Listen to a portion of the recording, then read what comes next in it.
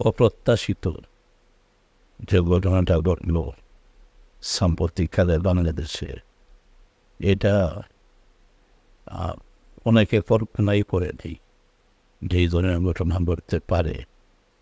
ছাত্ররা খুব যৌক্তিক আন্দোলন করছিল, কোটা সংস্কারের আন্দোলন।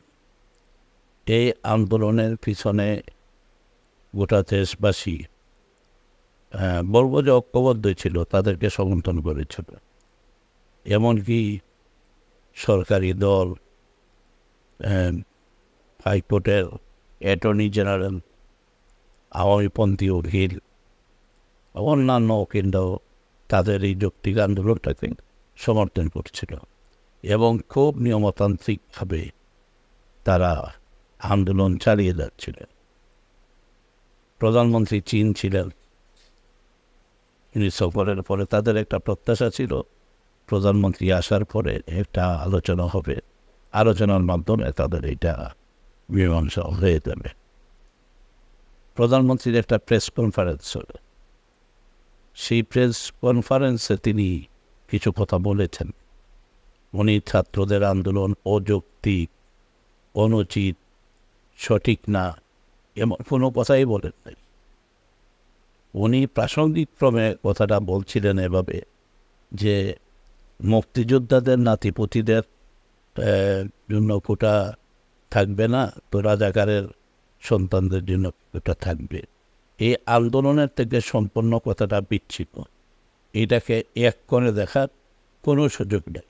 কেন আপনারা সাংবাদিকরা আর কিছু কথা বাইর করে নিয়ে আসতে চায়, এই ধরনের কিছু প্রশ্নের উত্তরে তিনি এই কথাটা বলছেন।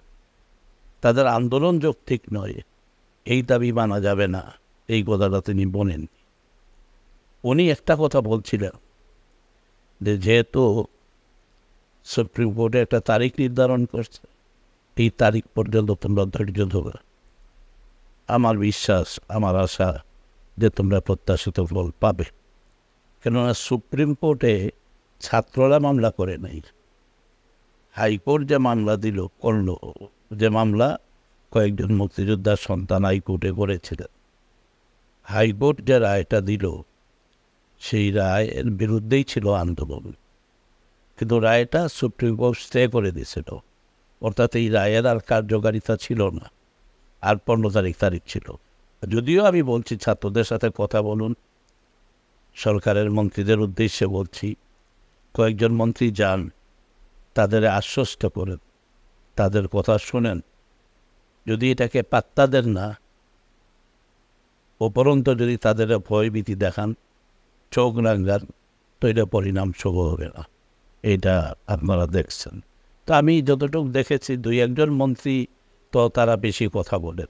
আপনি একটা জিনিস আওয়ামী লীগের লক্ষ্য করবেন, প্রধানমন্ত্রী যদি কোনো কিছু সমর্থন দিয়ে বলেন, তাহলে একদম তৃণমূল থেকে শুরু করে কেন্দ্রে পর্যন্ত তারা একই কথা বলে।